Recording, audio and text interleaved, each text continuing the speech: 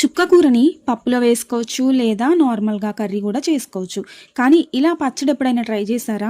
చాలా బాగుంటుంది. ఒక్కసారి ఇలా ట్రై చేసి చూడండి. ఫస్ట్ స్టవ్ వెలిగించుకొని గిన్నె పెట్టుకొని అందులో తగినంత ఆయిల్ వేసుకొని మినపప్పు, పచ్చి శనగపప్పు, కొంచెం జీలకర్ర వేసి వేయించుకొని పక్కకు తీసుకొని పెట్టుకోవాలి. ధనియాలు కూడా వేసుకోవాలి. అన్ని ఒక స్పూన్ వేసుకోవాలన్నమాట. ఇంకొంచెం ఆయిల్ ఉంటుంది కదా, అందులోనే 10 వరకు ఎండుమిర్చి వేయించుకోవాలి. నెక్స్ట్ అదే మూకుట్లో కాస్త ఆయిల్ వేసుకొని కట్ చేసి పెట్టుకున్న చుక్క కూర, వెల్లుల్లి, చింతపండు వేసి మూత పెట్టి ఉడికించుకోవాలి. ఇది ఉడికే లోపల ముందు వేయించి పెట్టుకున్నాం కదా పప్పులు, వాటిని చల్లారి పెట్టుకొని మిక్సీ పట్టుకోవాలి. తగినంత ఉప్పు కూడా వేసుకొని మిక్సీ చేసుకోవాలి. నెక్స్ట్ ఎండుమిర్చి కూడా మిక్సీ చేసుకోవాలి. ఈ లోపల చుక్క కూర మొత్తం ఉడికిపోయి నీరంతా ఇనికిపోయి దగ్గరకు వచ్చింది. అది కూడా వేసుకొని మిక్సీ పట్టుకోవాలి. ఇక ఈ పచ్చడిని అయితే తాలింపు వేసుకోవాలి. చాలా బాగుంటుంది టేస్ట్ అయితే.